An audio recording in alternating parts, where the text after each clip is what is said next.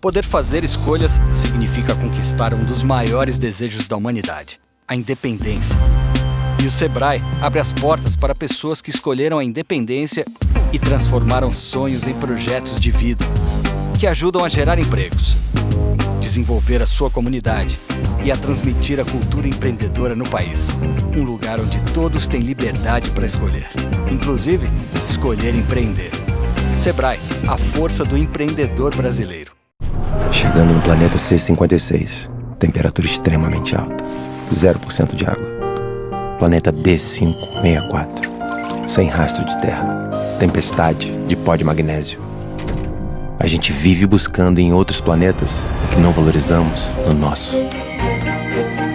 Por isso, o Mercado Livre criou uma nova seção, só com produtos sustentáveis. Porque comprar de forma consciente é cuidar do futuro. Mercado Livre, o melhor tá chegando. A moda muda todos os dias, assim como nós.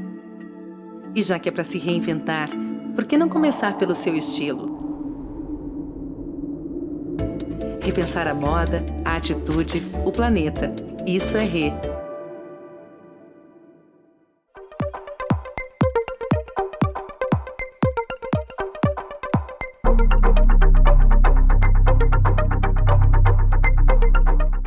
Olá, é um prazer estar aqui nesse painel de abertura da 4ª edição Brasil Eco Fashion Week, essa linda semana para discutir uma temática super relevante, se já era relevante e já foi muito importante nas edições anteriores, imagina em 2020, o ano que veio, para, eu diria, nos desafiar em todos os aspectos da nossa vida. Vocês estão vendo aí uma proteção de tela especial que eu criei para esse evento. Eu roubei das praias lindas do Ceará, porque eu tenho o prazer, a honra de estar nesse painel com uma pessoa que eu admiro, que eu venho acompanhando há muito tempo, o seu pensamento, a sua forma tão clara e tão profunda de debater esse tema da economia criativa, né, tema do nosso painel de hoje, que é a Cláudia de Souza Leitão, para falar muito rapidamente, né, minimamente do currículo da Cláudia, especialista em economia criativa, dirige o Observatório de Governança em Fortaleza, também no Ceará, tem especialização, enfim, tem uma vivência muito grande, porque, inclusive, dentro do governo federal, ocupou o cargo de secretária, né, da economia criativa por um tempo bastante grande, então dispensa, acho que qualquer apresentação mais formal dentro do evento. Nós temos sempre uma dinâmica muito orgânica, muito de pessoa para pessoa, né, que está conversando, convergindo, divergindo, nós temos opiniões próprias aqui, né, sobre os temas que a Brasil Eco Fashion Week nos dá, acho que a oportunidade de trazer aqui a público. Então, eu não podia estar mais feliz de fazer esse passeio, uma linha do tempo, sobre como essa visão da economia criativa nos seus vários aspectos, desde a sua conceituação, que para o Brasil, né, Cláudia, foi um pouco diferente do que aconteceu em outros países, que eram, né, tratados como a indústria criativa, a gente já foi a tratando abrangentemente, né, como a economia criativa, nos seus vários desdobramentos. Para você, assim, muito da tua experiência, da tua vivência, da tua visão de mundo, compartilhar o que você foi colhendo de aprendizados, o que você pode compartilhar aqui conosco nessa breve meia hora, uma hora. Eu espero que passe, tá? Que o tempo renda e que a gente fique aí com essa audiência de mais de uma hora hoje. Então, muitíssimo obrigada, em nome do evento, dos organizadores. Bom, eu não me apresentei rapidamente, né? Eu sou a Amélia Malheiros, gestora da Fundação Hermann Hering, participo em todas as edições da Brasil Eco Fashion Week como apoiadora, tenho um carinho muito especial pelo time de curadores e de idealizadores dessa semana, e estou aqui para aprender com você, para, enfim, expandir toda a minha consciência e todo o meu modelo mental sobre um tema que é tão caro, especialmente nos dias atuais. Então, muito bem-vinda, fica muito à vontade, aí a gente vai trocando algumas percepções. Boa noite, Amélia. Muito obrigada por essa fala tão carinhosa, tão animada, não é? Sobre a minha presença no Brasil Eco Fashion Week, que está na sua 4ª edição, e que coisa boa a gente poder falar sobre economia criativa e trazer essa temática, que de qualquer forma ainda é uma temática pouco conhecida, Amélia. A gente vai ter que avançar muito num discurso pedagógico, é uma pedagogia, não é? nós temos que fazer com que as pessoas fiquem à vontade com essa expressão que ela tem aí uns 30 anos no mundo. É jovem, né? Se a gente pensar em termos históricos, né? 30 anos não são nada. Mas, na verdade, é mesmo, digamos assim, um construto do final do século XX e do começo do século XXI. E eu queria aproveitar, portanto, esse convite, eu estou muito feliz de estar aqui com vocês, para tentar fazer esse sobrevoo, né, sobre a economia criativa nessa perspectiva do desenvolvimento sustentável, que me parece uma questão fundamental para a moda que, por sua vez, é um setor da economia criativa. Eu tenho aqui uma pequena apresentação, que eu vou aqui também compartilhar com vocês. Vamos ver se ela entra aqui direitinho. Perfeito, já está aparecendo. Vocês estão vendo? Já está aparecendo. Muito bem. Bom, essa discussão da economia criativa, ela realmente faz sentido, Amélia, se a gente conectá-la, não é, com os significados de desenvolvimento que a gente quer trazer ou quer discutir nesse momento, e eu acho que você foi muito feliz dizendo que esse ano é um ano inesquecível, porque é um ano em que a gente se colocou diante de uma primeira grande pandemia, não é, no século XXI, né, onde os problemas que nós estamos vivendo são problemas de sobrevivência, nós temos que refazer modos de viver, nós precisamos refazer também os nossos significados para o que é desenvolver, o que é desenvolver-se, né? Qual é o projeto que nós temos para o desenvolvimento do planeta. E nós não podemos pensar o Brasil separado do planeta, não é? Nós não podemos pensar Santa Catarina, o Paraná, o Ceará, o Pantanal, a região amazônica, sem percebermos que tudo isso está ligado, intrincadamente ligado, e que o Brasil precisa avançar nessa discussão sobre desenvolvimento. E a temática da economia criativa, que eu vou tratar aqui agora, é exatamente uma alternativa, não é, onde a moda se insere, e por isso a gente precisa também pensar numa moda sustentável. Não é? Nós vamos falar de um setor que pertence à economia criativa e que ele pode ser tratado de uma forma totalmente insustentável e, pelo contrário, deve ser tratado de uma forma sustentável para trazer inclusão, para valorizar a diversidade, enfim, para que realmente a gente faça, não é, da moda brasileira um ativo essencial para a economia criativa do nosso país. Então, eu queria começar, eu acho que eu tenho que, vamos ver se eu passo aqui, se vocês veem aí. Vocês estão acompanhando direitinho? Estamos, está perfeito, está ótimo. Ótimo, muito bem. Essa é uma imagem de uma praia de Fortaleza, não é? E de um grande evento que temos aqui, que eu tenho certeza que também vocês o conhecem, que é o Dragão Fashion Week. O Dragão Fashion Week hoje também não é, um grande evento latino-americano, mais até do que brasileiro, onde o Ceará, porque, na verdade, Cláudio Silveira, que é o grande empreendedor do Dragão Fashion Week, não é? Ele sempre fez questão de fazer desse evento, não é, um lugar, um espaço, não é, de discussão sobre economia criativa. Não é? Fortaleza recebeu recentemente o título da Unesco de Cidade Criativa do Design. E a gente tem que lembrar que moda é design, é um tipo de design. Então, o design atravessa os setores da economia criativa e a moda, eu diria, não é, é um dos setores estratégicos para um país que tem a diversidade regional que possui, que tem uma variedade e uma densidade de imaginários, de narrativas, de formas de viver, de invenções. Então, esse país de tanta riqueza, logicamente, que exprime essa riqueza nos setores criativos, né, que são muito informais, mas que são setores que movimentam uma economia importante para o país. Hoje nós vivemos num mundo, e eu vou dizer aqui especialmente sobre o Brasil, onde a informalidade ela é hegemônica.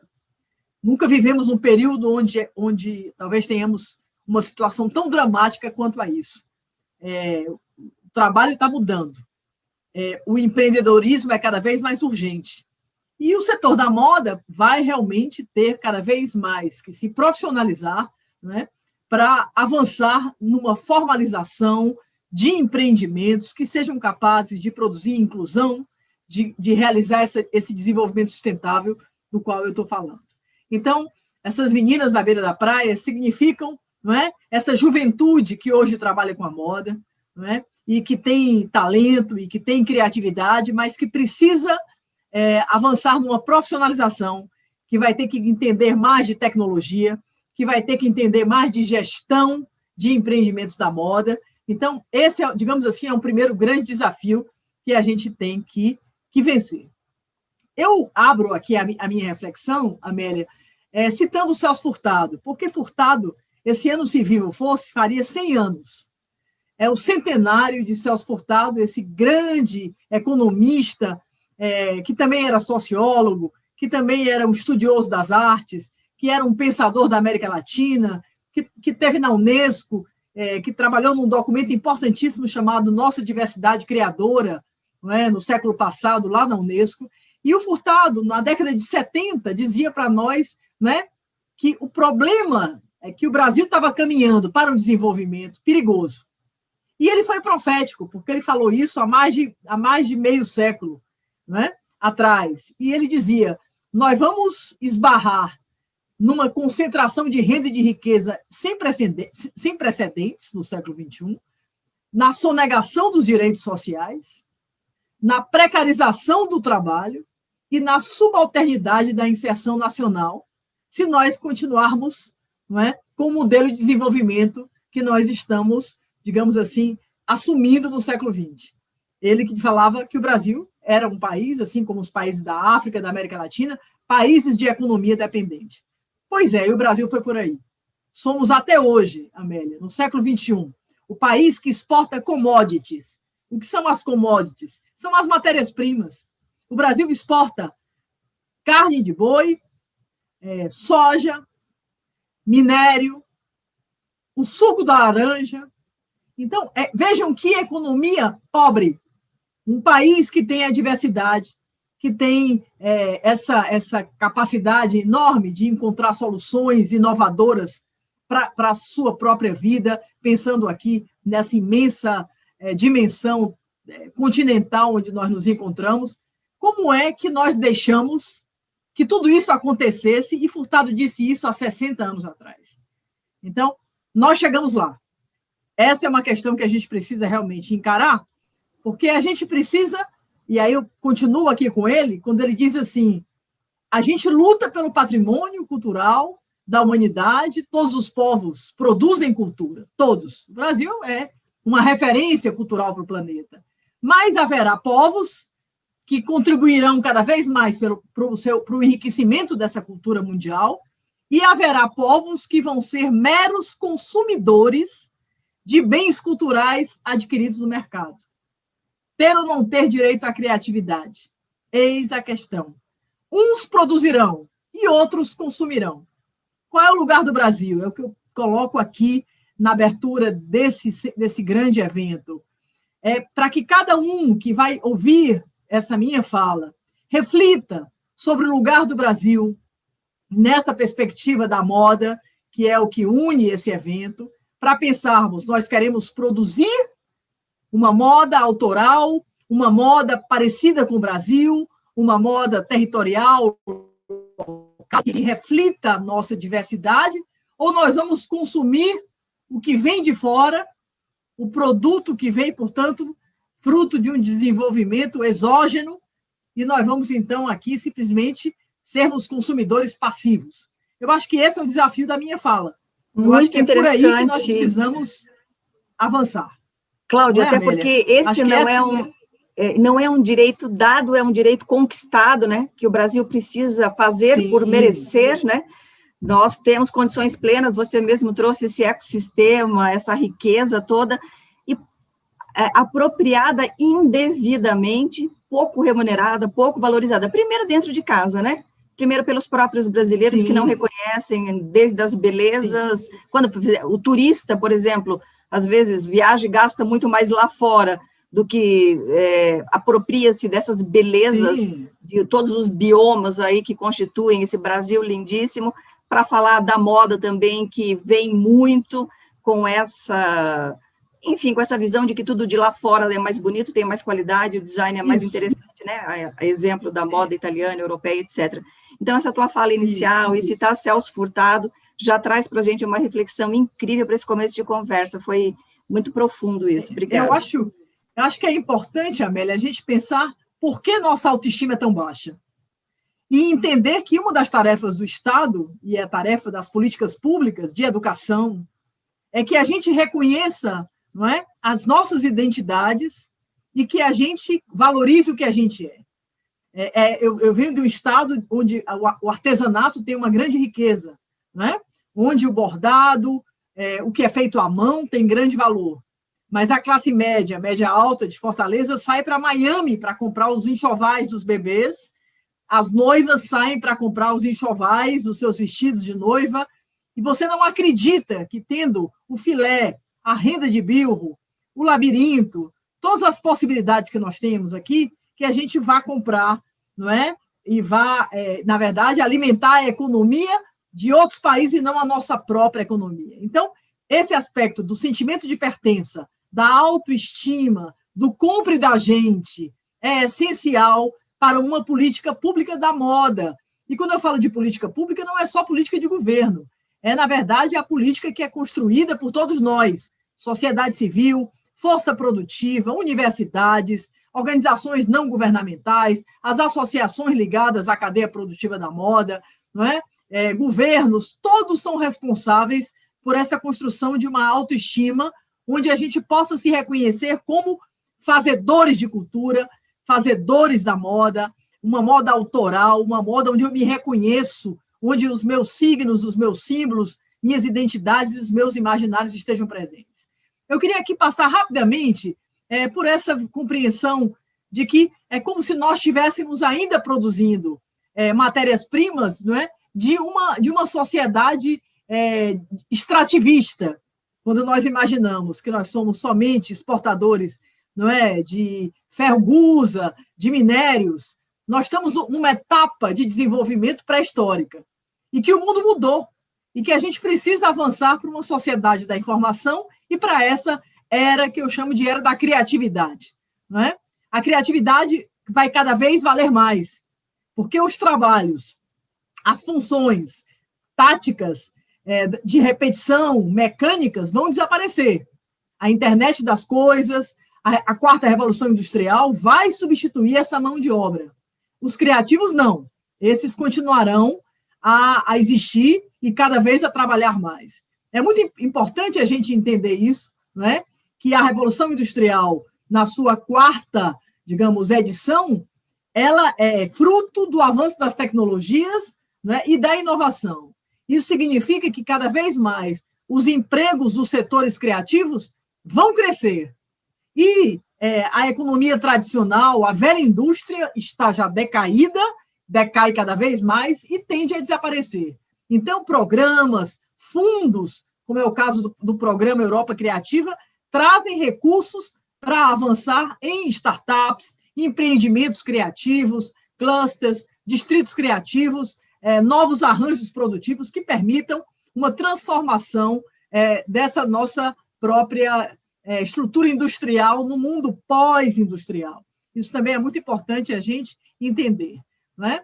As ocupações criativas vão sobreviver, mas as ocupações não criativas, muitas desaparecerão. Significa que vale a pena investir e trabalhar na economia dos setores criativos, não é? Por quê? Porque onde houver imaginação, onde houver a possibilidade da inovação, o trabalho está protegido. Mas o trabalho mecânico, esse vai desaparecer. Então, é muito importante entender, não é, que desse mundo do trabalho serão as ocupações criativas que vão, portanto, sobreviver.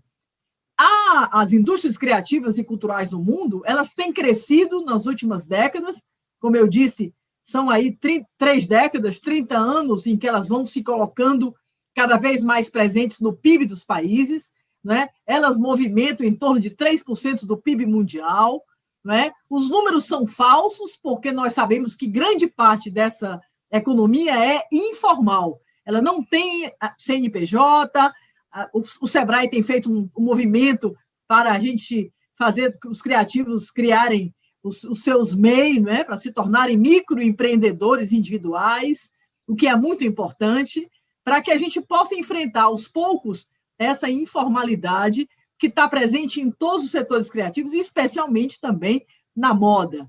E eu estou falando aqui da moda dos pequenos, eu não estou falando da indústria da moda, não é? Que essa indústria da moda ela é muito insustentável, ela é concentradora e ela ameaça a diversidade cultural dos continentes.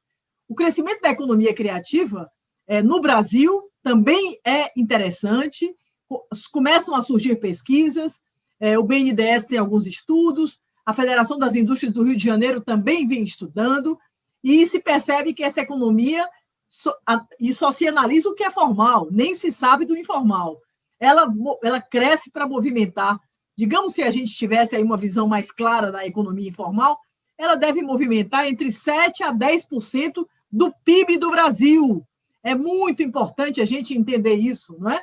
O que a gente consegue detectar é muito pequeno diante do que realmente é, pelo fato de que a gente está falando aqui somente das chamadas indústrias criativas formais. E esse mapeamento, quem no Brasil tem feito um trabalho exemplar, lamentavelmente é só uma federação das indústrias, que é a do Rio de Janeiro. Então, eu acho que vale a pena conclamar as demais federações das indústrias dos nossos estados para fazerem pesquisas para a gente avançar e entender realmente o campo da economia criativa nos nossos estados. Vale a pena, aqui, a quem está nos ouvindo, que a gente entenda que, no século XXI, a economia muda, e muda totalmente. Por quê? Porque exatamente vai ganhar força essa chamada economia do intangível, a economia do simbólico. Um produto não só tem uma serventia e uma utilidade prática. Ele carrega uma identidade, ele carrega uma forma de viver, ele carrega uma identidade comunitária. Então, a gente vai perceber que a economia do conhecimento, que também está agregada a toda uma presença das tecnologias que avançam numa rapidez imensa e que conectam as pessoas, não é, de uma certa forma, em todos os continentes, embora haja uma imensa exclusão, que a gente também não pode negar, mas é importante entender que isso afeta o trabalho. Quando a gente vê uma pessoa ainda falando em concurso público, de uma carreira para ser bacharel, uma carreira tradicional, a gente começa a perceber que esse discurso é um discurso quase old-fashioned, um discurso meio passado, e que, na verdade, o que nós estamos falando é de um século do empreendedorismo, do pequeno negócio, né? De um negócio que pode ser inovador, de um novo modelo de negócio. A sociedade do conhecimento te permite fazer um benchmarking e você conhecer como funcionam negócios de moda em todo o mundo, não é? Porque a moda é um setor hoje que ela é forte em todos os continentes e ela representa grande parte do PIB dos países. Outro dado interessante sobre o trabalho é que as pessoas não têm sempre o mesmo trabalho, elas mudam. Nós vivemos sociedades nômades, a juventude vai cada vez mais se habituar a mudar, não é, de trabalho.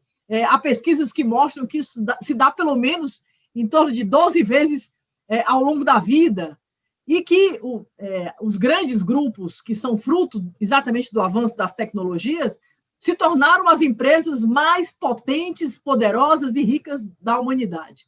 Eu estou falando da Apple, estou falando da Spotify, do Netflix. Vejam que são empresas que trabalham com comunicação, com cultura, não é? E que as plataformas vão ganhando, portanto, cada vez mais importância, não é? Numa sociedade que, nesse momento, está profundamente afetada, não é? Pela impossibilidade de aglomerar. Então, nós estamos falando que a pandemia nos coloca necessariamente no mundo digital. Então, as empresas de moda também têm a necessidade de compreender essa inclusão digital que é urgente e necessária. Então, precisamos avançar no entendimento do valor das plataformas, inclusive para o comércio de bens e serviços criativos, especialmente da moda, né? Outra questão que deve ser bem... vocês devem perceber nas sociedades do século XXI é que o recurso mais escasso já não é o acesso, não é? Acesso à comunicação. Hoje, cada vez mais, a gente tem acesso pelo Facebook, pelo Instagram, pelas redes sociais, não é? Ao que é produzido, não é? Há também grande possibilidade de distribuição. Mas o que é mais complicado é que você consiga a atenção das audiências que estão lá nos Instagrams, nos Facebooks, né? Por quê? Porque as pessoas, e isso é um dado interessante, a relação delas com os conteúdos que elas acessam todos os dias, todas as horas, é numa média de 8 segundos. As pessoas praticamente não param diante da informação, não param diante dos empreendimentos, diante dos conteúdos, diante dos bens e dos serviços. Então, essa rapidez onde se coloca hoje o nosso capitalismo global é um problema também para os criativos. Como atrair as pessoas, não é, para realmente compreenderem o seu recado, o seu discurso, a sua empresa, o seu produto. Então, se de um lado há uma democratização de uma produção digital em plataformas, se nunca se teve tanto acesso a conteúdo como se tem agora, é paradoxal, mas, na verdade, é cada vez mais difícil de você pagar o trabalho do criador. Porque, na verdade, há toda uma série, não é, de atravessadores, toda uma série de distribuições, de piratarias, de outras questões que, na verdade, podem complicar, não é, o ganha-pão daquele que cria, não é? E não necessariamente daquele que vende, que comercializa, que exporta, não é? E o que consome não sabe, muitas das vezes, que aquele que criou é o mais fraco da cadeia produtiva. Acho muito importante a gente entender isso e entender que as CNAEs, que são as classificações nacionais, não é, das atividades econômicas, não prestigiam no Brasil a etapa da criação. Você não encontra os criadores nas CNAEs. Você não vai encontrar lá, por exemplo, o design de moda, não é? Você não vai encontrar o criador de moda.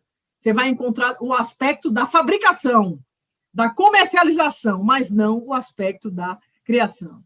Então, nós precisamos realmente avançar, não é, no sentido de entender, não é, de fazer algumas perguntas que são necessárias para todos vocês que estão, portanto, trabalhando com moda e que vão começar a se entender no mundo maior do que a moda, porque os setores criativos, eles colaboram muito entre si, e é importante entender que quem trabalha com moda não trabalha só com moda, mas trabalha com vários setores da economia criativa.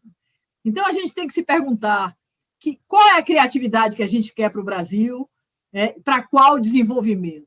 Será que nós vamos passar a vida inteira vendendo somente soja para alimentar, não é, o boi e a vaca chinesa? Hoje nós vivemos dependentes da China, não é? Em que medida o Brasil é um país que tem políticas que apoiam os criativos brasileiros? Nós sabemos que não temos. A Secretaria da Economia Criativa, que foi criada no Ministério da Cultura, foi extinta, e o pior, o próprio Ministério também foi extinto. Então, nós estamos diante de um quadro onde não há mais políticas para pensarmos os setores culturais e criativos. Como é que a gente pode associar, como dizia o Furtado, quem é que tem direito a ser criativo? Eu só posso ser criativo se eu estudar, se eu tiver educação, se eu tiver direito a consumo cultural, se eu fizer escolhas. Se eu estiver fora de um processo de educação, se eu estiver fora do consumo cultural, eu não posso nem sequer ser criativo, né? A criatividade nasce de um processo de fazer escolhas, de ter direito a cardápios, né, educativos, culturais. Né? Então, precisamos definir um sentido de economia criativa para o Brasil, né? Entender como nós vamos poder medir essa economia criativa nos estados brasileiros. Né? Temos que apoiar esses empreendimentos, temos que entender que a economia criativa é diferente da indústria criativa. Né? A economia é dos pequenos, a indústria é dos grandes. Né? Quando a gente fala de moda, a gente tem uma tendência a juntar pequeno com grande. Né? Se a gente for pensar, por exemplo, né, nas grandes cadeias de moda do mundo, né? Se a gente for pensar na Zara, que eu acho que é um exemplo bastante interessante, né? Que é o Amancio Ortega, dono da Zara, é um dos homens mais ricos do mundo, definido lá pela revista Forbes, nos Estados Unidos, né? Aquela produção ela se dá de uma forma muito precária na origem daquela produção, daqueles artefatos que, na verdade, ferem direitos humanos, empregam crianças, meninas, adolescentes, em países onde não há proteção trabalhista, e quando o produto chega com um design maravilhoso, naquelas lojas lindas, não é? E você se anima e compra um produto da Zara, você está comprando a insustentabilidade de uma economia da moda, e é preciso que você tenha senso crítico para isso. Então, eu estou aqui fazendo questão de dizer que a gente que trabalha com moda tem que analisar, não é, a indústria da moda, não é, e a necessidade de nós apoiarmos os pequenos, os autorais, aqueles que não têm condição, não é, de abrir grandes espaços e que nem são aceitos nos grandes espaços, nas grandes lojas departamentais. Não é? Então, é um jogo muito injusto, é um jogo muito cruel, não é? Entre grandes e pequenos, a indústria criativa e os pequenos profissionais, empreendedores da economia criativa. Que habilidades nós temos que desenvolver para avançarmos nessa economia criativa? O que é que se espera de alguém que trabalha na moda? Você tem que entender de gestão? Vai ter que entender de gestão. Você vai ter que entender de logística? Vai ter que entender de recursos humanos? Vai ter que entender de tecnologia? Então, nós vamos também ter que profissionalizar os nossos criadores, né, para que eles também possam, no caso do empreendedorismo, tocar os seus negócios sem risco de mortalidade. Essa questão é muito importante. Então, a economia criativa são as dinâmicas econômicas que vão desde os ciclos de criar, produzir o que eu criei, distribuir aquilo que foi produzido para chegar no mercado. Então, a economia criativa são dinâmicas econômicas de setores. Desculpe. Tá muito... deixa eu te dar 2 minutos para você recuperar a voz e dizer assim, todas as tuas reflexões agora são absolutamente profundas e pertinentes. Tanto, Cláudia, que numa visão mais atualizada de sustentabilidade, essa palavra tão... acho que traduzida, acho que de tantas formas e com tantos conceitos sempre muito colocados em julgamento, mas numa visão atualizada, a cultura entra numa fluxonomia, chamada fluxonomia 4D, que é a base da sustentabilidade, onde você começa pelo cultural. No cultural, da cultura, do semear é que se plantam as sementes. No meio ambiente, no segundo pilar da sustentabilidade, através das pessoas, com uma colheita no econômico igualitária, trazendo para todos os stakeholders que interagem desde esse processo inicial cultural, esse ganho, essa prosperidade, diferente do que foi entendido no passado, né, os 3 pilares, o ambiental, o social e o econômico, que já contemplavam muito mais do que só o econômico, que imperou durante todo o capitalismo, toda a Revolução Industrial, toda a concentração de poder, a gente passa por um entendimento que a cultura se torna, dentro de uma fluxonomia 4D, né, segundo a Lala Zenck e outras pesquisadoras, né, futurólogas e pensadoras desse tema, que trazem exatamente o que você está falando da importância, né, dessa apropriação, entre aspas, né, da boa apropriação cultural para fazer com que essa criatividade se reverbere durante todo um processo com ganhos muito mais equitativos. A criação, Amélia, ao consumo. Exatamente. É preciso. Exatamente. E aí a gente tem que falar de comércio justo. Nós temos que falar de sustentabilidade de todos os elos. Nós não podemos abrir mão dessa reflexão, e eu acho que ela é fundamental para o seminário que vocês estão, então, construindo e que eu estou tendo a honra aqui de abrir. É muito importante entender que a economia criativa ela atravessa vários setores, ela é transversal, ela tem rebatimentos do turismo, ela tem uma relação com a propriedade intelectual, ela está relacionada ao avanço das tecnologias. É um conceito que não está fechado, é um conceito em evolução, mas nós temos que estar atentos realmente a esses conceitos para que a gente não misture aí gato por lebre, né? Não chame de economia criativa o que é insustentável. Nós precisamos aqui definir um conceito de economia criativa baseado nesses princípios que eu estou apresentando agora. Na minha leitura, esses princípios são essenciais para a gente pensar a moda. Um empreendedor criativo, a economia criativa que a gente quer no Brasil, ela precisa beber na diversidade cultural e retroalimentar essa diversidade. O que você estava dizendo, a diversidade cultural é a nossa galinha dos ovos de ouro. Se a gente mata a galinha, mata os ovos e mata tudo. Se nós tornarmos, né, o Brasil um país que só tem produto industrializado made in China, nós estamos perdidos. Então, o que, na verdade, nos permite a distinção e, digamos, o soft power no mundo é porque nós somos o país da grande diversidade cultural. A sustentabilidade é um outro princípio essencial. Sustentabilidade ambiental, sustentabilidade... Veja o problema da grande moda, a questão da reciclagem, dos resíduos, do lixo, né?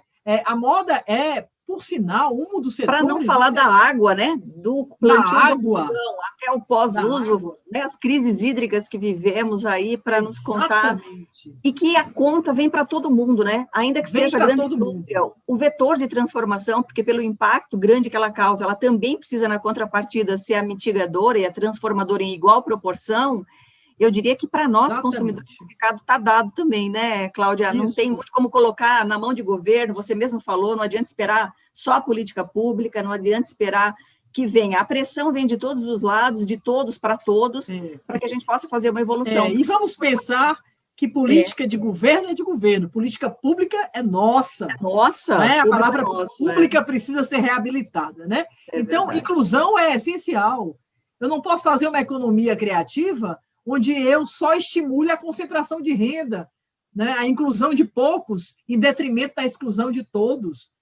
Nós não podemos mais admitir isso. O Brasil é um país, né, onde nós temos aí 40 milhões de pessoas fora do mercado de trabalho. 40 milhões é imenso. Então, nós precisamos falar de uma economia que inclua e não que exclua. Então, a inovação é um outro princípio essencial.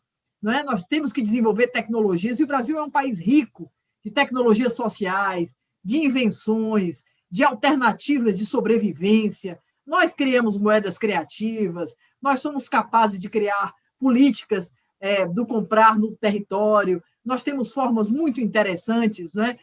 E programas. O Brasil já foi uma referência mundial de programas voltados à diversidade, à inovação, não é? E a essa inclusão. Nesse momento, nós não estamos vivendo, digamos, um dos nossos melhores momentos, mas eu acho que é importante entender que quando a gente fala de economia criativa, está falando desses princípios.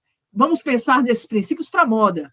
A diversidade cultural na moda, a inclusão produtiva na moda, a sustentabilidade na moda e a inovação. O que é que isso significa?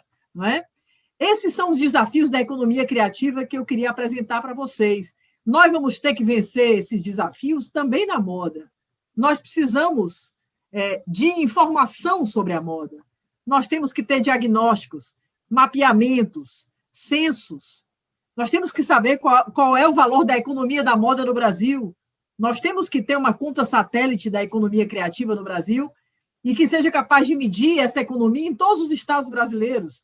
Depois, numa perspectiva também municipal, entendendo as capitais, os municípios grandes, médios, pequenos, para entendermos, a gente só pode formular política se tem informação.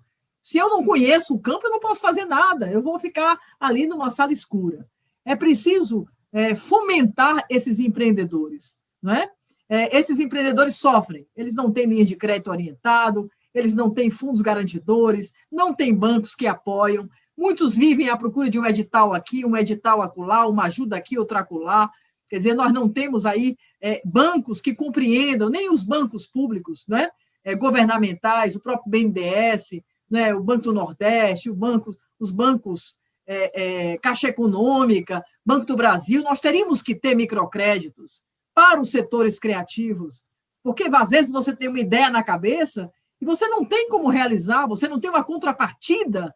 Então, como é que faz esse criativo? Que ajuda ele tem para ver o negócio dele incubado?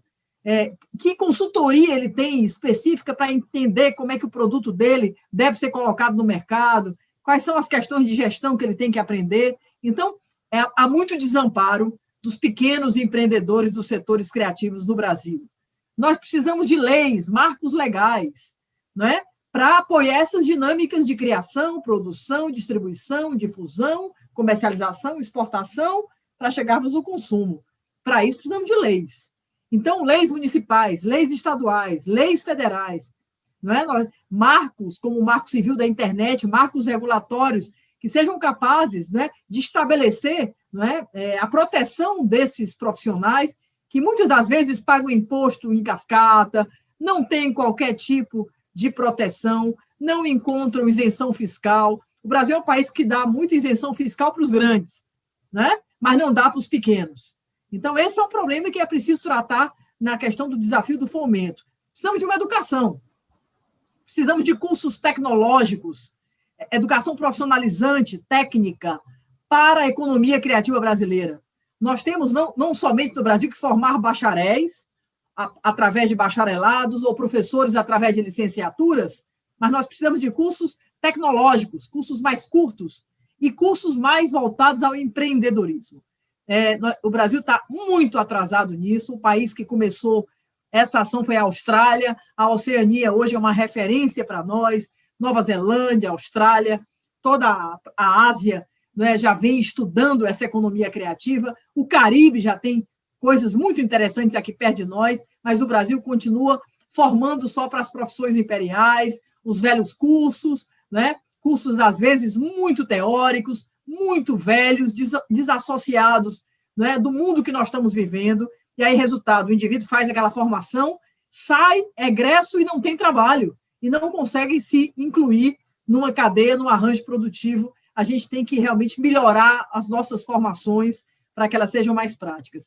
Precisamos de infraestrutura para produzir, para criar, para produzir, para comercializar, né? Para fazer circular. Às vezes a gente tem um bom produto e esse produto é refém do território e eu não consigo distribuir. Às vezes o produto é distribuído por um atravessador que coloca o produto com preço lá em cima e ele chega na ponta caríssimo e, na verdade, o criador e o produtor ficam praticamente fora. Então, quando a gente não tem uma política no país, esse empreendedor acaba vítima desses atravessadores, ou então tem produto e o produto não consegue, ele está ali parado, não é? E você não consegue fazer o circular. Esse é outro drama da economia criativa brasileira. Só para vocês perceberem aí um pouco desses setores criativos, eles são definidos pela ONU através de dois braços: o braço do comércio, que é a UNCTAD, e o braço da cultura, da ciência e tecnologia e da educação, que é o braço da Unesco, não é? Então, os setores criativos, eles são divididos em nucleares, são 4 grandes setores: o setor do patrimônio cultural, onde entra museus, sítios arqueológicos, paisagens, reservas naturais, porque natureza é cultura, não tem mais separação de uma coisa com outra. Ambas representam patrimônio cultural. A paisagem é fundamental, não é?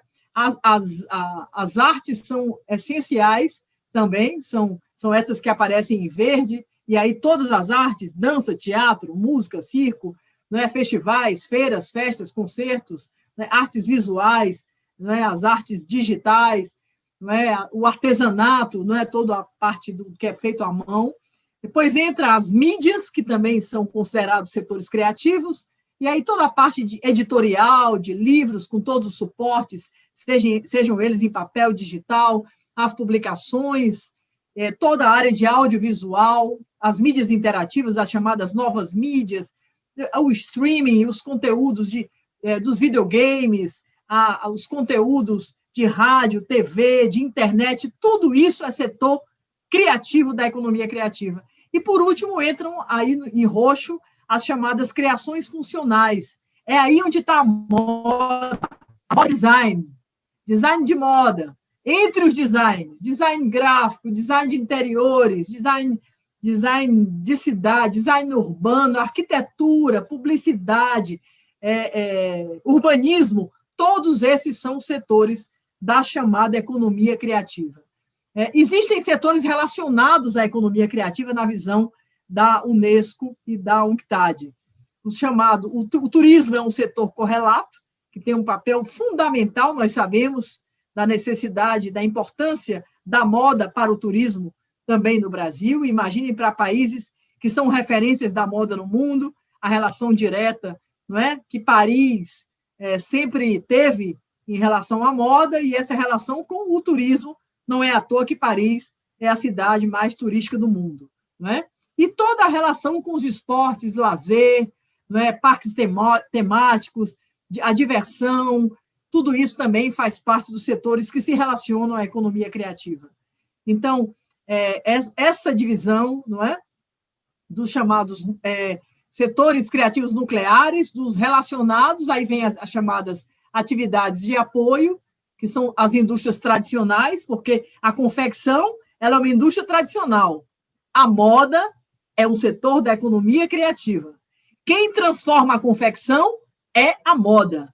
É a externalidade da moda que transforma a confecção, no caso, para a gente entender como a economia criativa é fundamental para as economias tradicionais e para a indústria tradicional. É o design que transforma, não é? A indústria tradicional da TV, a indústria da geladeira, do fogão, a indústria do tênis, né, produzido, do sapato, a indústria moveleira, tudo isso muda pelo design.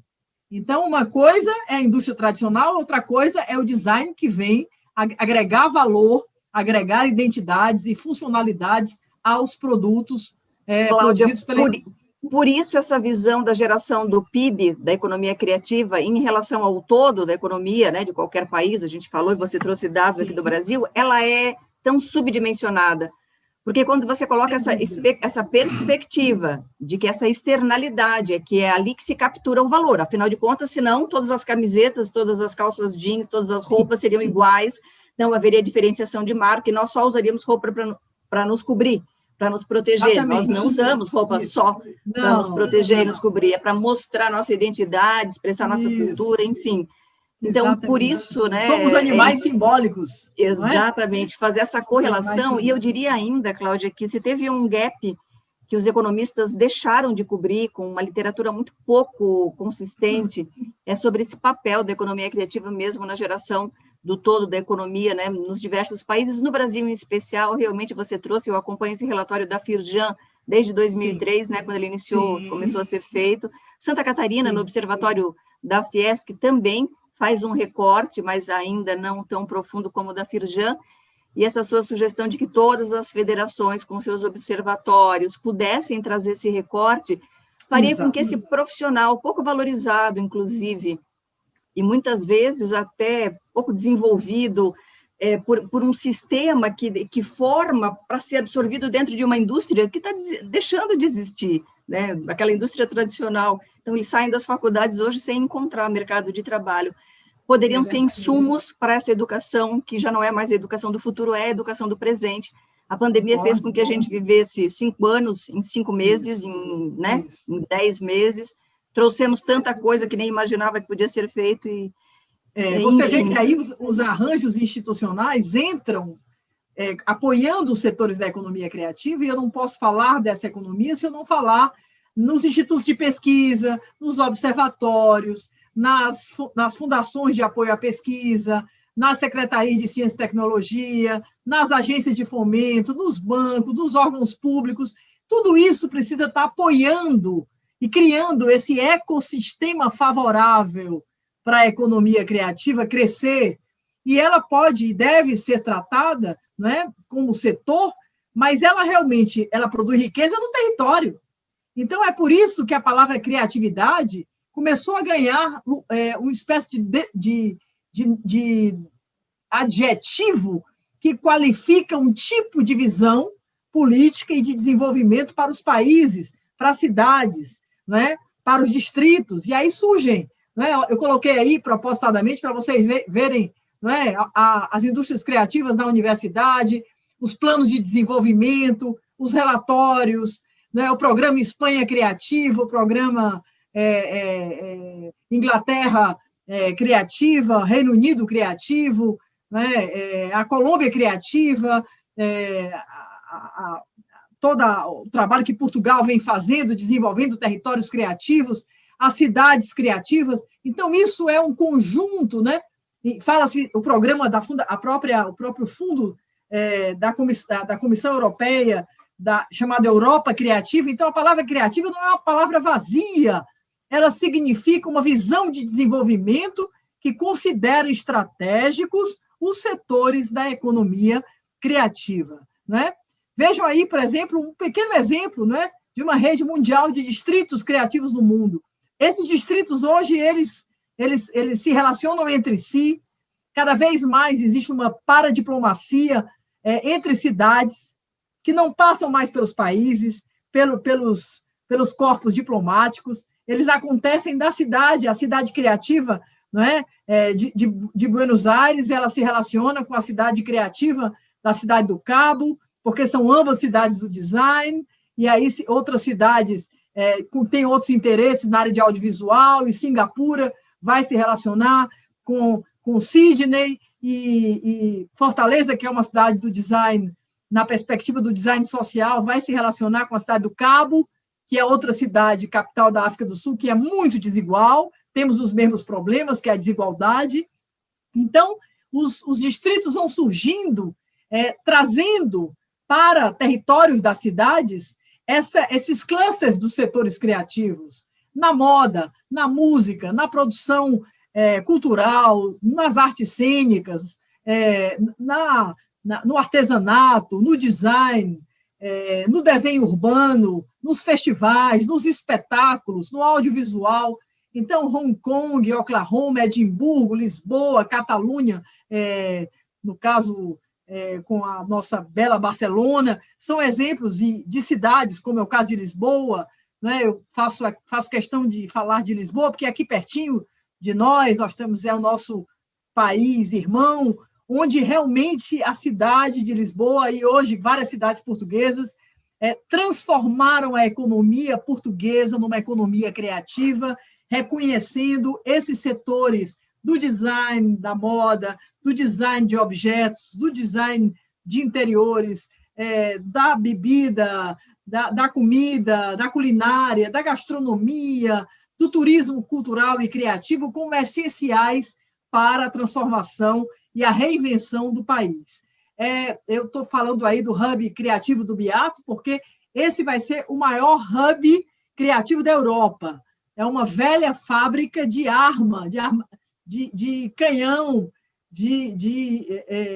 um complexo fabril do Exército, que simplesmente agora já está, parte dele já está inaugurada. Esse ano, por causa da Covid, isso também tomou um passo mais calmo, mas isso ano que vem é o ano da economia criativa para a UNCTAD, deve haver a inauguração de todo esse grande espaço de 35 mil metros quadrados. Todo esse equipamento está ligado à prefeitura da cidade de Lisboa. Câmara Municipal quer dizer prefeitura, como a gente diz aqui, e eles chamam isso a Startup Lisboa. Significa uma cidade criativa, empreendedora, inovadora, precisa de espaços que sejam voltados aos empreendedores criativos. É o caso também, em Lisboa, da chamada LX Factory, que é um espaço de uma parte da cidade que estava praticamente abandonada e que ela é refeita toda por profissionais da economia criativa, com exposições, concertos, performances, workshops, livrarias, teatro, cinema, conferências. Então, esses setores todos juntos colaborando, não é? E isso tudo atraindo turista, e isso tudo mudando a realidade e o PIB da cidade. No caso de Fortaleza, que nós nos tornamos cidade criativa do design, estamos, nesse momento, construindo um distrito que envolve 2 grandes bairros da cidade de Fortaleza. E eu queria só chamar a atenção para os aspectos mais importantes da constituição de um distrito criativo. Primeiro, investimento em P&D, pesquisa, desenvolvimento e inovação. Se eu não tenho esse tipo de política, eu não posso ter um bairro criativo. Porque o bairro criativo ele vitrina exatamente o design da cidade, o design urbano, não é? Os equipamentos da cidade, que vai da parada de ônibus ao banco da praça, não é? Aos espaços de fruição cultural. Tudo é importante, tudo é design. Revitalização de espaços públicos para o consumo coletivo. novos negócios voltados aos setores criativos, a requalificação e a valorização do patrimônio cultural, histórico, edificado, não é? Isso envolve as igrejas, os corredores, né, a arquitetura, os prédios com valor histórico, tudo isso é fundamental. A infraestrutura para os negócios criativos, banda larga, espaços de coworking, espaços para acolher startups, para empreendimentos coletivos, mobilidade urbana, necessidade de acesso, de rapidez, uma mobilidade mais humana, mais sustentável, menos carro, mais bicicleta, mais outros meios de mobilidade. Habitação popular, distrito criativo é onde mora gente que ganha menos, não é onde moram os ricos, não. É preciso entender isso. É exatamente a habitação popular, isso nasce na Austrália, nasce exatamente lá em Brisbane, a capital do estado de Queensland, que cria um primeiro distrito criativo e chama as pessoas com mais necessidade para morar do lado da universidade, e aí criam o que eles chamam de precinct, que é o distrito criativo da cidade de Brisbane. Então, a moradia social ela é subsidiada pelo governo para trazer pessoas mais simples para tomar café do lado dos professores doutores da universidade, no mesmo café. E é quando você começa a juntar e fazer um mix social, é que você começa realmente a tornar sustentável um território. E, logicamente, a questão ambiental, que é da ordem do dia, áreas verdes, praças, parques, espaço para piquenique, para criança, velho, adulto, todo mundo está na rua, todo mundo está à sombra. Esse sentido de cidade criativa vem sendo trabalhado desde aí, os anos 2000, pela Unesco, não é? Hoje temos aí uma rede de cidades criativas. Essas cidades elas atendem às vocações dos setores criativos, as cidades do design, o design pode ser em todas as áreas, portanto, as cidades da moda, do design da arquitetura, do design urbano, não é? Então, cidades da música, cidades da gastronomia. Essa chancela é importante, ela favorece uma série de vantagens para cidades que podem se relacionar com outras cidades, não é? Isso atrai o turismo, isso define, portanto, uma estratégia de apoio à criatividade municipal, e essas são as cidades criativas brasileiras. Para quem está nos vendo, que talvez não saiba desse programa, nós já temos aí cidades da gastronomia, Belém, Paraty, Florianópolis e Belo Horizonte. Na música, só temos Salvador. João Pessoa é a única cidade do artesanato. Santos é a única cidade do audiovisual. E as 3 cidades do design são Curitiba, Brasília e Fortaleza. Tem espaço para muito mais cidades, né? Tomara que outras cidades queiram se candidatar. Esse mapa pode ficar mais diverso, é verdade. E olha, a nossa conversa está ótima, a gente já entrou na primeira hora de conversa, mas ainda tem mais papo, eu acho que a gente ainda vai conversar mais um pouco. A gente pode continuar, eu vou passar aqui mais rapidinho, eu só queria chamar a atenção para a necessidade de se pensar territorialmente a economia criativa nessa lógica da tríplice hélice, governos, universidades e empresas. Essa tríplice hélice é uma coisa muito antiga nos estudos de planejamento de administração, mas, no entanto, o Brasil tem grande dificuldade de trabalhar nessa perspectiva. Então, se a gente quer falar de cidade criativa, território criativo, bairro criativo, nós precisamos envolver esses stakeholders. Esses são parceiros essenciais, não é? Lógico que a quarta ponta é a sociedade, não é? São os indivíduos, é a população, não é, que tem que apoiar, não é, essa criatividade. Eu vou passar aqui muito rapidamente, né, para se entender que hoje o mundo todo está trabalhando. Aqui é o caso de Portugal, cidade do Porto, né? Cidades cosmopolitas que falam várias línguas, cidades que se conectam com o mundo de uma forma direta, não é? Não mais pelo governo federal, mas a cidade com a outra cidade. No caso aqui, a cidade conectada pela cultura, pela criatividade, pela moda, não é? É um exemplo. O design está em tudo, através dos setores criativos, como a gastronomia, não é? Os espaços vazios das cidades podem ser ocupados, não é? E a população ela é partícipe. Se eu tenho uma casa abandonada, eu posso fazer um pomar, eu posso fazer chamar um artista de rua e ele vai fazer um trabalho na parede. Então, é possível transformar a cidade e fazer da cidade a cidade que é a cidade que eu quero, não é? E, evidentemente, que essa cena da mesa na rua é uma cena de aglomeração que, nesse momento, nós não podemos viver. Mas as cidades estão cada vez mais, e depois da vacina, isso certamente se retomará, não é? Elas estão ocupando cada vez mais a rua, o espaço público é mais importante que o espaço privado, não é? Há várias formas de você sinalizar, não é? A ação do turista, que vai conhecendo a cidade através da semiótica, de indicações, de formas muito simples, né? De você se sentir incluído e de você perguntar que cidade é essa, que cidade essa cidade pode ser. Acho que todos nós temos que pensar nas nossas cidades, né? Como é que nós podemos contribuir todos e sermos co-criadores, co-produtores? Isso é cidadania, não é? A Vera é uma cidade que tem trabalhado muito bem a questão do turismo e do turismo criativo. Aí é Guimarães, que foi capital europeia da cultura. Vejam realmente aí a aglomeração, isso tudo é pré-pandemia, mas vejam o lugar dos videomapping, cada vez mais os eventos audiovisuais, né? Cada habitante participa e produz o espetáculo, né? E isso é uma coisa muito bacana da gente entender que a cidade é nossa e que, através da economia criativa, eu posso fazer da minha cidade uma cidade que pareça comigo. Eu queria dizer que as marcas das cidades vêm sendo trabalhadas e essas marcas são produzidas também pelo design. E essas marcas produzidas e são compartilhadas, e são votadas, e são discutidas na cidade, elas se adaptam, não é, a vários empreendimentos criativos, né?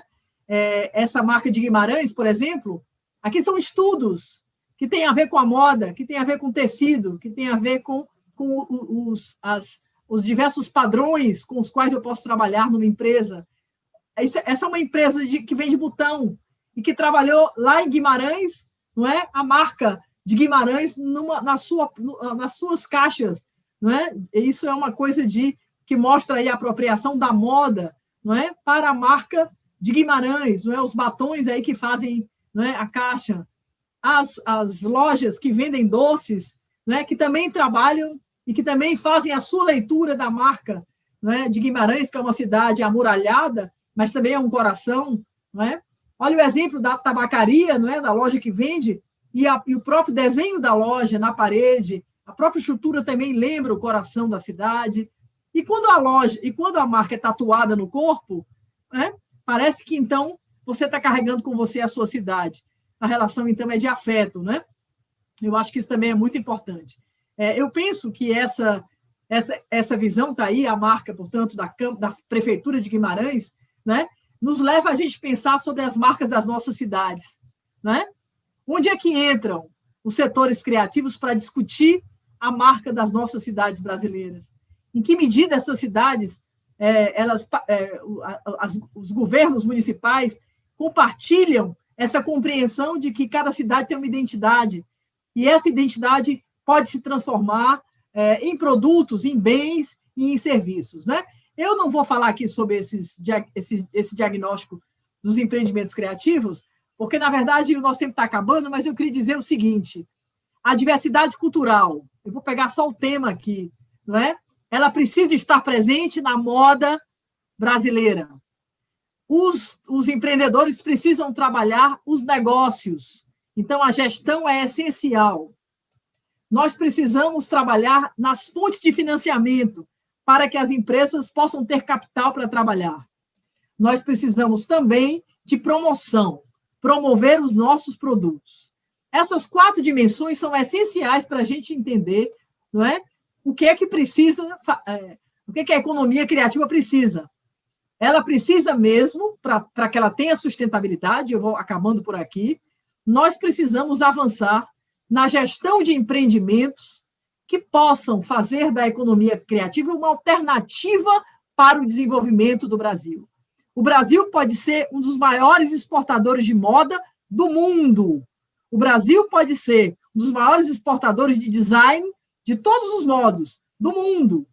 Nós temos potencial para isso e não sou eu que estou dizendo, não é? Esse reconhecimento é um reconhecimento né, de todos os especialistas.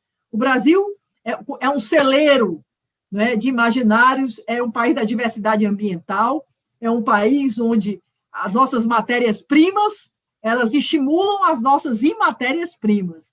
Então, nós, para realmente estarmos afinados com a Agenda 2030 do desenvolvimento sustentável, nós precisamos transformar os negócios criativos numa estratégia de desenvolvimento do Brasil, uma estratégia clara. É responsabilidade dos setores produtivos, mas é dos governos, né? Todos nós temos que trabalhar e reconhecer a importância desses profissionais e lutar junto aos políticos que nós vamos eleger domingo, né? Nós vamos eleger prefeitos, vamos eleger vereadores. Qual é a pauta de economia criativa que eles têm? Quem está protegendo aí o setor da moda? Quem está preocupado com a questão da diversidade da moda, da promoção da moda, da legislação para a moda? Quem está preocupado com isso, com a consultoria para os pequenos? Nós precisamos de representantes políticos. A política não pode ficar longe de nós. Ela serve aos nossos interesses. Ela tem que servir para os nossos interesses. Por isso, nós precisamos avançar tendo indicadores culturais para medir essa economia criativa nos estados e nas cidades. Nós precisamos transformar esses negócios, não é? Realmente em negócios que tragam a juventude brasileira para dentro desses empreendimentos. Nós precisamos reconhecer as culturas tradicionais populares, mas também as culturas periféricas, contemporâneas. Nós precisamos avançar com uma visão de cultura mais ampla, integrar, não é, os setores da cultura, da criatividade nas cidades, e especialmente nos ambientes mais vulneráveis. Nós precisamos avançar na criação de territórios criativos, nós precisamos humanizar as nossas cidades, avançar com um turismo cultural e criativo, um turismo de experiência, que o turista conheça, não é? Aquele grupo de mulheres que trabalham com uma determinada atividade artesanal e que eles possam, aquele turista, bordar junto com aquela mulher, conhecer aquela família, essa visão do turismo de experiência, do turista co-criador, é a última visão de turismo que se vem trabalhando agora na Europa e nos outros continentes. Então, entender que economia criativa e turismo é uma dobradinha essencial e que nós precisamos avançar para a sustentabilidade dos nossos territórios, enfrentando a violência, garantindo direitos culturais, permitindo o compre da gente, condições de acesso a crédito, legislação adaptada, tudo isso para que a gente possa realmente avançar numa perspectiva de um ecossistema favorável para essa economia criativa em todo o país. Os desafios são enormes, mas eu acho que o Brasil ainda será uma liderança, na minha leitura, dos setores da economia criativa, nessa perspectiva do pequeno e não do industrial, do produto em série. Vamos separar moda das modas autorais, vamos separar a indústria da moda dos empreendimentos de moda dos pequenos empreendedores. Tem gente fazendo coisas incríveis nas periferias das grandes cidades, moda autoral, discussões sobre sustentabilidade, a questão do preço justo, a questão dos insumos, da qualidade dos produtos a serem utilizados, a preocupação com o planeta, que todo ele está nas nossas mãos. Se nós não acordarmos para isso agora, nós não entraremos no século XXI que nós desejamos, que é o século em que nós precisamos vencer essa velha visão industrial poluidora, insustentável, e avançarmos para um mundo menos concentrador, menos poluidor, mais justo e mais sustentável. Queria deixar aqui esse recado para vocês, agradecer demais a escuta de todos que vão nos ouvir. Amélia, você foi uma grande interlocutora.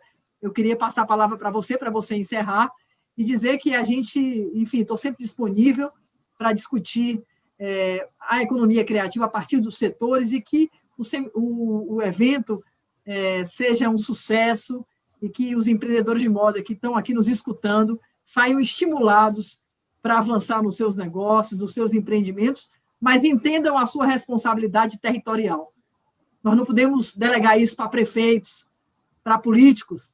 Nós é que fazemos o nosso território. E os negócios criativos, eles são profundamente acolhedores. Eles carregam a memória, eles carregam as tradições, eles carregam as histórias dos nossos ancestrais, eles resolvem os problemas da comunidade periférica, eles têm uma cultura de paz, eles têm grandes externalidades positivas. Os negócios criativos são, por natureza, sustentáveis.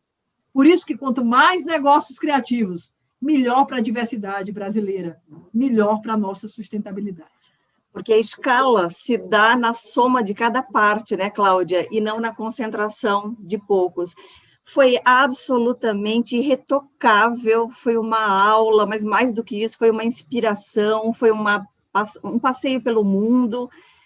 Saber que deu certo em tantos lugares, ainda que a gente diga que não importa a cultura, né? Porque cultura se dá pelo conjunto das suas características, símbolos, rituais, como você bem trouxe. Olhar Guimarães, olhar outros lugares que você trouxe como referência, a própria Florianópolis, que está aqui tão pertinho, né? Eu falo de Santa Catarina, mostra que é possível, mostra que o esforço vale a pena, e não só precisamos, nós podemos e devemos. Eu quero acrescentar outros verbos a todos os teus precisamos que você trouxe. Podemos, devemos, temos a obrigação de fazer esse século para as pessoas. Nós já fizemos no passado a construção, né, de um pensamento, distanciado, parecendo que as pessoas não eram, eu nem vou dizer partícipes, né, de um movimento global para o desenvolvimento sustentável do planeta. Parece que nós estávamos à parte disso, era nós contra eles, grandes contra pequenos, o poder, né, enfim, das forças aí que sempre estão se opondo, polaridades que, sim, constroem diversidade e contraste, são sempre importantes, mas me parece que o século XXI é um século da solidariedade, da co-construção, da participação. O colaborar é laborar com colaboração, né? Acho que a etimologia da palavra nos ensina tanto. Para mim foi uma honra, um aprendizado. Eu ficaria de verdade mais 2, 3 horas, faria, como falei no início, um workshop aqui sobre economia criativa. Brasil Eco Fashion Week está de parabéns por trazer esse painel de abertura. Foi de verdade, assim, uma reflexão profundíssima, como poucas vezes eu tenho tido a oportunidade, né? Não à toa aqui trazendo na visão de uma socióloga uma conversa tão estruturada, tão bem comunicada, como você nos brindou nessa conversa, e eu só posso, em nome de toda a organização e de todos que estarão nos ouvindo, fazer coro aqui e dizer que honra que foi ter você conosco, Cláudia. Absolutamente obrigada, uma gratidão imensa por tanta reflexão, por tanta inquietação que você nos deixa. E é bom, né, que a gente saia inquietos, que a gente saia pensando em quem a gente vai votar, em quem a gente votou, né, em quem a gente está trazendo para a nossa vida, né, na nossa esfera mais particular, mas também para a nossa esfera maior. Eu acho que isso é super importante. Então, muitíssimo obrigada, e a gente encerra aqui esse nosso lindo painel. Muito obrigada. Um abraço a todos. Até logo. Acho que agora dá para dar uma encerrada aí na gravação, né? Mas, menina, como passa rápido o tempo. Eu queria ficar te ouvindo, mas quando eu olhei no relógio, falei, vou dar um toque para ver se dá, se a gente dá uma acelerada ou não dá. No fim, você já estava assim caminhando mesmo para as suas considerações ali dos 20 últimos minutos, e deu para fazer fechamentos belíssimos com todo o contexto que você precisava trazer. Para mim, não perdeu nada, tá? Ficou profundo onde tinha que ser, um pouco mais denso, um pouco mais leve aqui ou ali. Exemplos ótimos, provocações incríveis, demais. Que bom, tomara que todos gostem. Olha, tenho certeza, vai ser o mais acessado aí. Não sei se o Rafa está aí. Está aí? Não sei se ele está aí. Rafa? Está mil com o evento, meu Deus do céu. Perdeu a chance de estar conduzindo esse painel aqui, me deu essa honra. E eu fiquei agradecidíssima, assim, quando soube que era você, porque eu falei, meu Deus do céu, vou realizar aqui um sonho de de ter essa interação contigo. Imagina, foi um prazer. Seguimos Amélia, conectadas aí. Ficamos conectados, muito obrigada, um abraço para vocês, acho que podemos sair.